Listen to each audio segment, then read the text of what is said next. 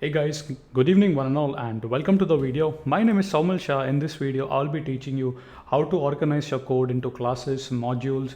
So essentially, the best way to learn object-oriented or inheritance in Python is to do some project. This project essentially, we basically use the Yahoo Finance API, which is there. And we are going to develop a top level module on the top of that. But we'll try to leverage all the concepts of object oriented, inheritance, and all that, right? So if you want to brush up your concepts on object oriented and OOPS, this should be a good video which should provide you inheritance, object injection model, instance variable, and all of that, right? So I'm not going to talk much, and I would rather prefer getting into action.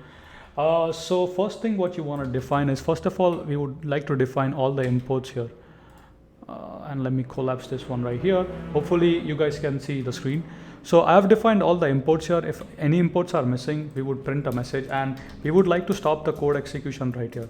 So I'm gonna raise an exception saying that some modules are missing.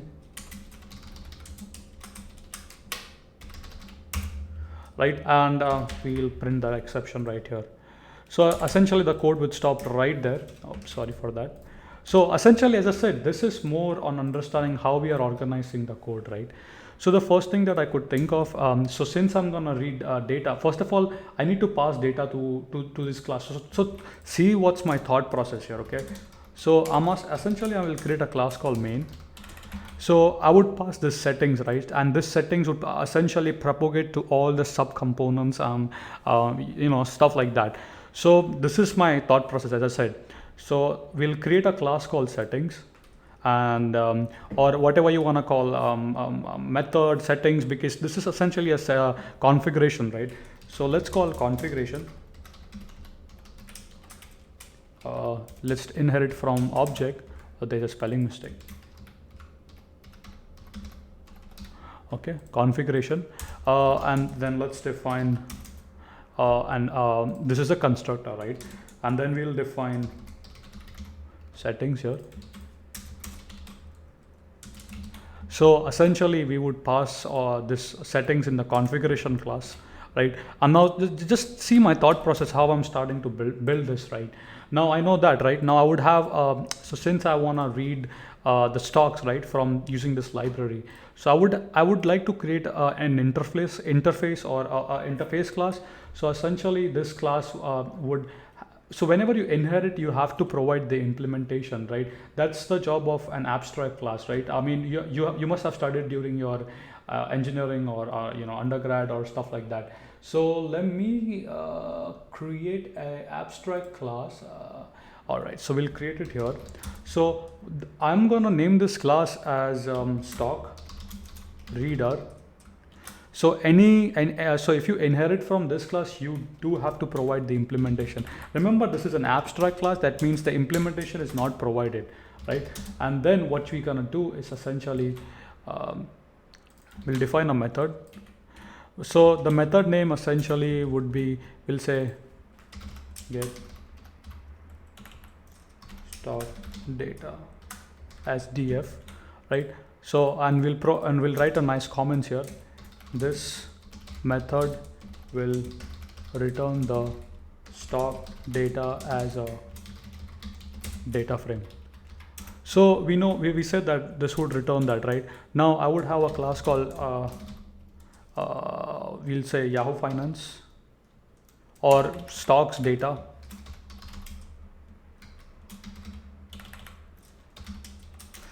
This would inherit from stock reader. Now remember, this is an abstract class. So that means whenever you provide an abstract class, you do have to provide the implementation. This method has to be provided in the class, right? But before that, so the idea is we have to propagate these settings as well, right? So what I'm gonna do here is I'm gonna define a constructor right here. So this settings right here, this class will take the settings. So let me one sec. And then essentially what I would do, I would like to do is I would like to create the instance of the configuration essentially.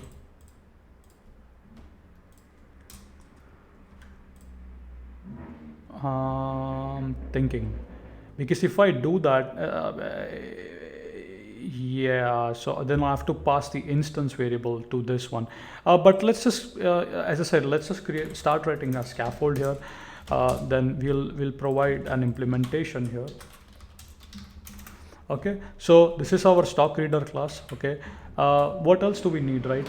We also need a logging module. So if anything goes wrong or we want that to be logged on a file, so we'll import logging here, and we would like to create a class called logger. We'll write this one. So as I said, I'm just writing this dummy classes right now. So this is my logging module. So we'll collapse that for now. So this stock data, right? Essentially, the job of this is essentially you would pass a payload, a JSON payload. You would say what tickers do you want, what interval, what so all your settings you would define in the stock entity, right? That's my idea, right? See my thought process. Now the idea is I'm gonna dump this. So this one right here. So I would have one more. So this is my internal classes, right? So what I'm trying to say is now I need to have a common class with which the client would interact. All these classes, client wouldn't have access to it. So the client would only interact to the controller class. So the controller class essentially is responsible essentially for doing all of this. So this would inherit from logging class. This would also essentially inherit from stock data class, because here you would have that. Now remember, since this is an inheritance, right, you would have to you have to invoke the base class constructor. Now I would do that in a second. You see IntelliJ is complaining right now. We also have defined our settings class, a configuration class right here. Don't forget that. So first of all, this one right here would take a settings. Now see how things starts building up.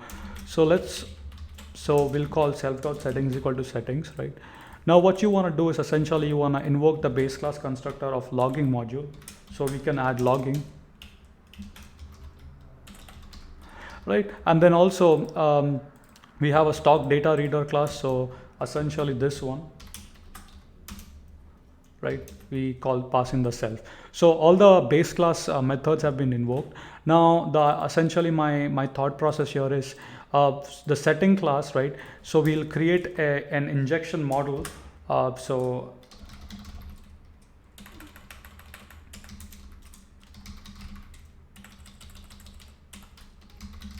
essentially what I'm trying to do is, configuration class, sorry, my bad, right? So what I'm trying to do is I do not want the user to have access. So I'm directly creating an instance. Now I would pass this instance to all these classes, right? The stock data class. So essentially this would take, let's call these instance, right? So we pass the instance here. So that way we could leverage the use of that instance here. Now also we need to pass that, right? So instance is equal to, we'll say self dot, right? So we did that, so that's good. So we created an injection model of this configuration class, and then we are passing that instance throughout that, remember? So that's essentially what we are doing, right? So now what we want to do is, once we have that, this controller would have a run method. So anytime you want to just call the run method. So this is what the client would interact with, right? So you want to keep your interface common. So this essentially right here acts as an interface, right?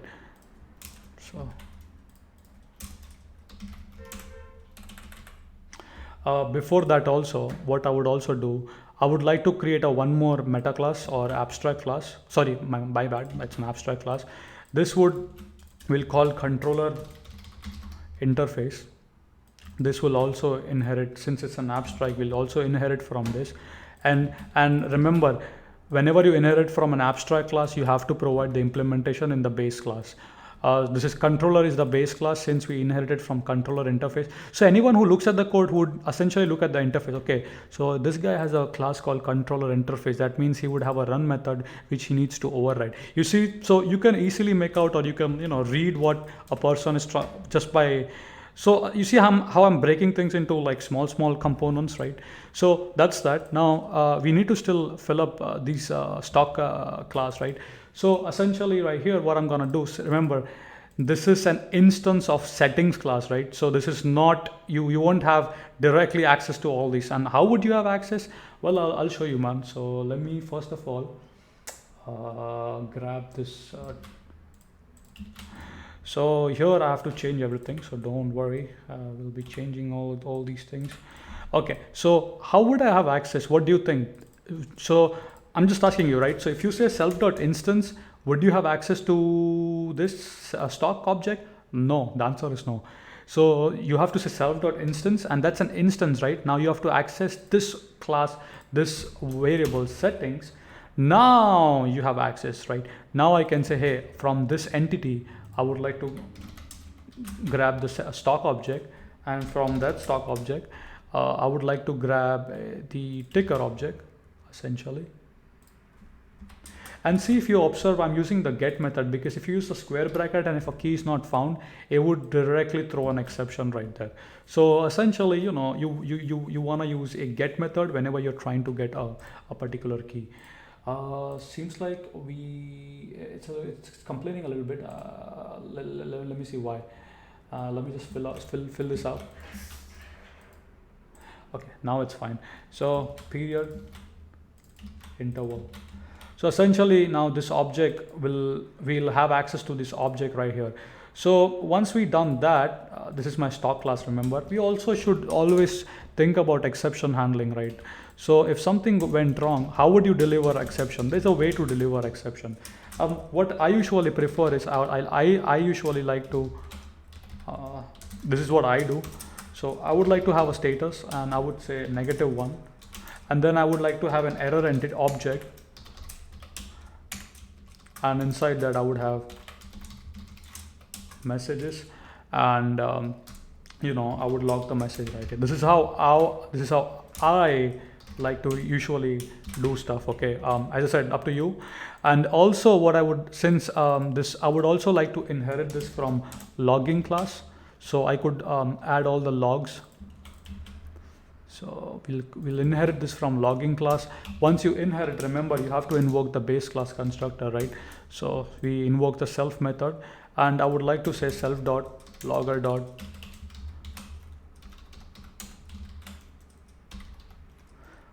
I should be having access to the object since I'm inheriting. So this one has a object called self.logger. I'm assuming I would have access here. Self. That's a little weird. Usually the IntelliSense, yeah, now it's fine. So and here what I would do is I would convert that into a string object, and I would log that item here. So if everything was correct, and also the same thing, you know, I like to follow, as I said, and I like to follow a format, right? So if there's no error, we would remove this, and the entity would be still there, and we'll add a data entity here, and that's where your data would belong.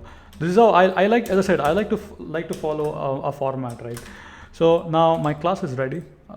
Why are you complaining?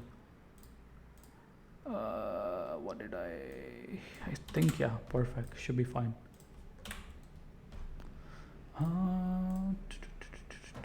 Wait, there's something why is this squiggly? Statement expected found pi exception keyword. What do you mean? Am I missing a bracket, a comma, or something? That's fine. That's fine. Wait, something is not right. I definitely messed up something, but I don't know what. You know what? Let's just put data for now. Okay, now let me try. Okay, now it's not complaining. That's weird. Okay. Well, I think it just takes time. You know, it's a little bit slow. Our status should be 200, right? So essentially, if you see, I'm essentially following an API format. You know how you write a JSON. Excuse me. How you write your Flask API, right? Similarly, I'm trying to develop like that in that fashion, right? So, and also, you want to log this. So you know, since you have inherited, you have access to all the methods, right? So that's that. And yeah, that's pretty much it. Now I think our class is ready to use. So let's see how we can use this, right? So essentially here, now remember, we are inheriting the stock data. So we have access to all the methods, right? So we have access to this method. Now this class inherits from stock reader, which is essentially an abstract class. We have to provide an implementation. We did provide an implementation, right? So we essentially want to call this method, right? So yeah, so we'll call that. And so you see each class takes care of its own error handling and logging module. So essentially the user interacts with the controller class now. So and remember, what are we supplying? I think we are supplying settings, right? So that's that, and then that's pretty much it, man. Easy peasy. So and there are certain more optimization things we could have done, and I would like to talk about that once I. Okay, so looks good. One thing, and just let's run this.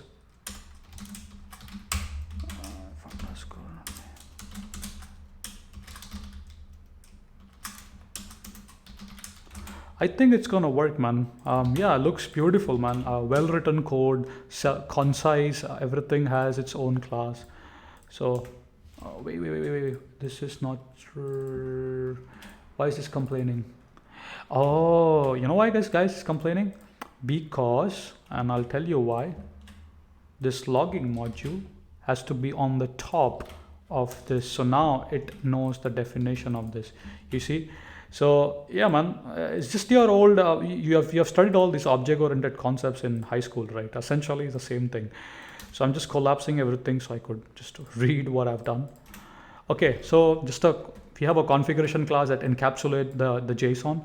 We have a stock reader class essentially that acts as an interface or essentially an abstract class. So any class that inherits from this has to provide the implementation. So this class inherits from that. We provided the implementation. We have an abstract controller interface. This is the main method which client would interact with, right? So let's run this. And I should see that JSON syntax. And if anything goes wrong, it should be logging everything in a okay, so it seems like we have a type error, consistent method revolution, MRO for the base logging stock data controller interface. Okay, seems like, and I know why. So we have a run method. We did provide the implementation, so that's good. Controller interface. Now, yeah, this is now debugging, right? So now you have to see, okay, let's read. Class controller, logging class data and controller interface. Type error, cannot create a consistent method resolution order MRO for the base logging stock data. Okay, so it seems like I think the reason he was complaining, I should have provided the abstract class first. Let's just try, and I just want to see. No, it's still complaining. So what did I do wrong? Essentially, have I imported all the modules correctly? Logging, okay, that's fine. That cannot be the problem. It looks like essentially, just want to make sure that these are run. So seems like this logging module is the one who's creating. So we have a stock reader, stock. So this class stock data inherits from stock reader and logging. I just want to try one small thing here. So controller logging stock. Oh, why do I have an extra comma? So stock data inherits from the reader, and then that's fine. It seems like because this class right here, right, it inherits from this and the stock data, which itself inherits from its own class. So what I'm thinking for now, I just want to, and I want to see if this is correct, would remove that.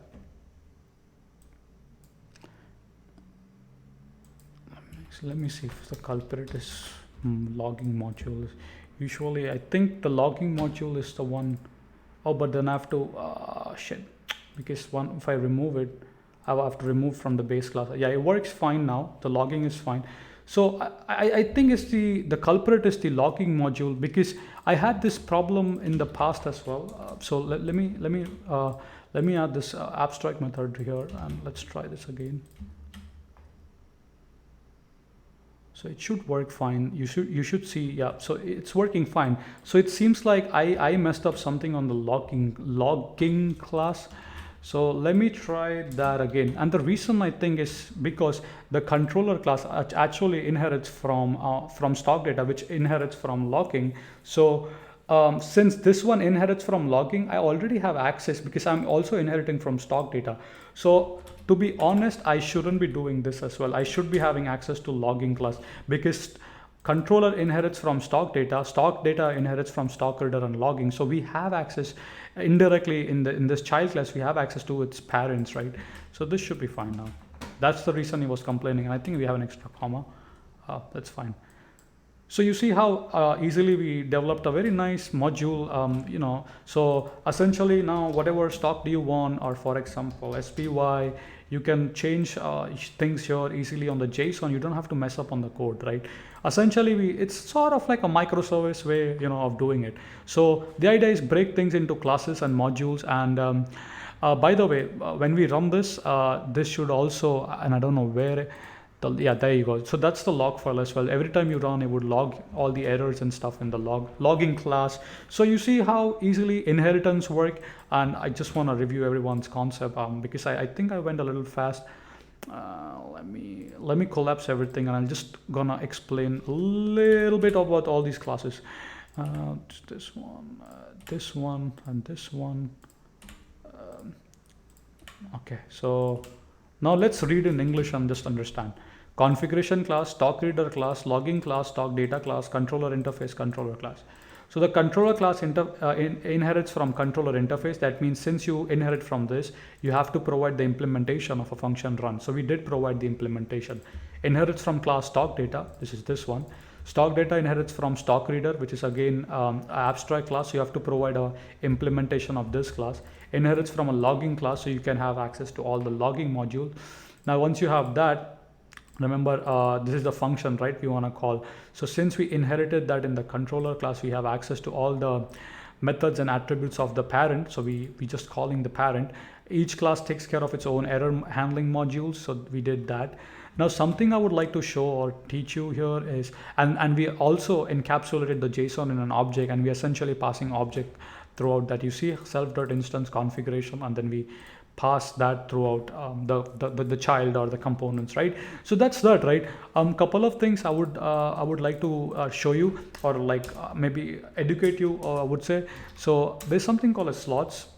By default, Python essentially stores everything in a dictionary. When you provide slots, you cannot add attributes at runtime. It's a more memory efficient class. It would prevent adding attributes, prevents adding attributes at runtime. So by doing that, these are slots, and if you want, as I said, if you just want, you can come here and say slots Python, and now you can learn more about it, right? So what are slots? Essentially, they are used for, I'll just read two lines. However, for small classes with known attributes, it might be a bottleneck. The dict is a waste of RAM. Python is just allocates a static amount of memory and object creation for storing all the attributes. Therefore, it sucks. So essentially, in slots, you can provide, because all these attributes are saved as a dictionary. Dictionary is basically a hash table. Hash table consumes more memory. So you can say, hey, instead of a hash table, store in a list or an array, which would be much more memory optimized, right? So as I said, you want to learn more about that, you can do that, right? That's that.